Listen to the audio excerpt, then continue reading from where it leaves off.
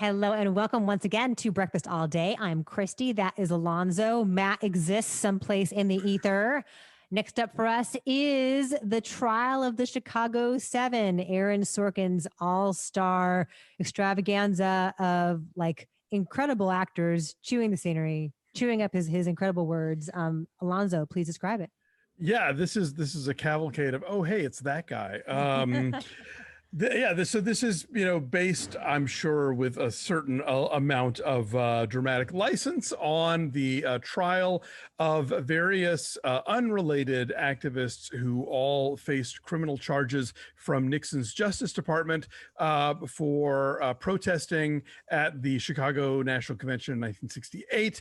The plaintiffs include Tom Hayden from the Yippies, Jerry Rubin and Abby Hoffman, Bobby Seale from the Black Panthers, David Dellinger, who was a conscientious objector, a whole grab bag of anti-Vietnam activists who were all present at the Chicago Convention in '68 and going up against a very militarized police force from Mayor Daley, who was there to put the crackdown on anybody who was going to make a ruckus in his city.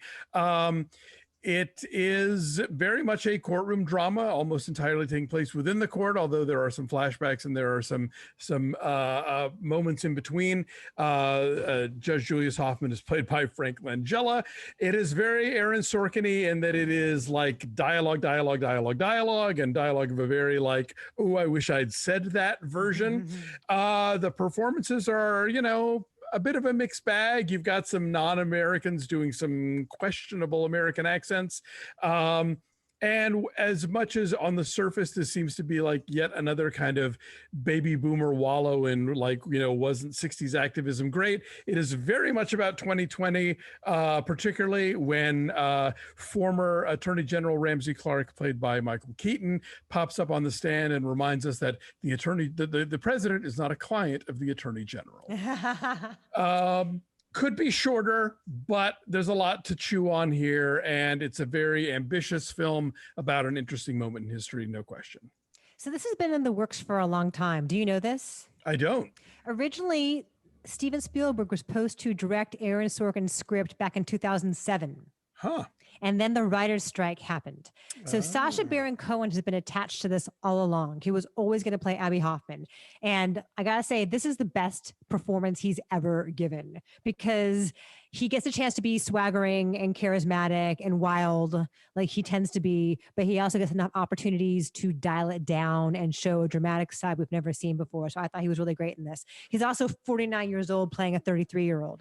Our friend Angie Hahn posted a whole graphic of like, here's who is in the Chicago Seven and how old they were. And here's how old the actors are playing them. So Sacha Baron Cohen is 49 playing 33. Okay. His accent is terrible. It drove me up the wall. Like I think you're right. It is a good performance in terms of he gets to be like loud and outrageous, and then he gets to be very smart and subdued. And there are individual moments of his performance that really landed for me. But overall, like I couldn't ever nail down what he was. Is this New England? Like what is that voice that he's doing? But it wasn't even consistently New England. I don't know. It's that kept taking me out of this. Oh, I thought he was great. And Jeremy Strong is great as Jerry Rubin, and Michael Keaton in literally 2 scenes. Yeah, it was great. Changes the landscape of all of this, and he's perfect for this. Mark Rylance, I thought, as the lawyer William Kunstler, was one of the best things in the film. An actor that we like very much, and of course, now that I need to say his name, it just flew out of my head. Yahya Abdul-Mateen. No, well, him, yes, but I was also going to point out Kelvin Harrison Jr. Also excellent as Fred Hampton. As Fred Hampton, R.I.P. But here's something else. So back in 2007, Will Smith was cast to play Bobby Seale. Oh, fascinating. And so we get Yahya Abdul-Mateen II, who is excellent and who can just do everything. He can do everything. And Kelvin Harrison Jr. is great in this also. So it's interesting to see who all might have been in it and how long it's been gestating. So now, Yeah. so Sorkin directed it and wrote it. And quite often, Sorkin, the director, is so in love with Sorkin, the writer, that he cannot be prudent in the cutting. And yes, this thing is over 2 hours long. And the reason my number is what it is because it ends in this super cheesy, sanctimonious way that made me cringe. And Sorkin just can't help himself. He has to go there and hammer us over the head with feel good platitudes of that was music swells. There were moments in the movie where Dave was like, is this in the transcripts? Did this happen? I'm like, I don't know. And then at the end, he goes, did they really slow clap? And I said, I suspect not. Probably not. But no, the cast is totally up for all of the verbal acrobatics that are required of an Aaron Sorkin script. And it gets its arms around a lot because this is a lengthy trial and it is cut really well in that, as you say, most of it does take place within the courtroom, but then the flashbacks that occur happen really perfectly. They happen in a way that always keeps the action moving, whether it's cutting back to a conversation that people had or cutting back to the actual protests. Right. Someone's testimony about what happened, and then we see what happened. And there's like a bing, bang, boom often of like someone saying it, and then we see them doing it, and then we see the response to that in the courtroom. Right. And so even though it is over 2 hours long, it moves really, really well in that regard.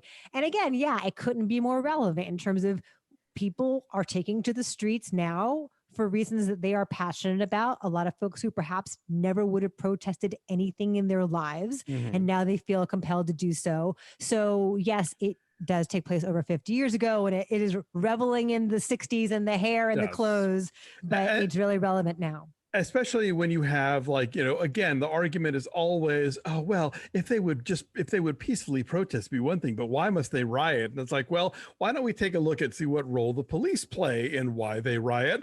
And also, also, you didn't like it when Colin Kaepernick quietly protested, so fuck off with that argument. Anyway, that still makes me mad when people bring that shit up. And there's a moment in here where you see the cops taking off their badges and taking off their name tags. So, they're just guys then. Yeah, that is shit that happened for real. And that part I know is true. Did you see The Best of Enemies, by the way?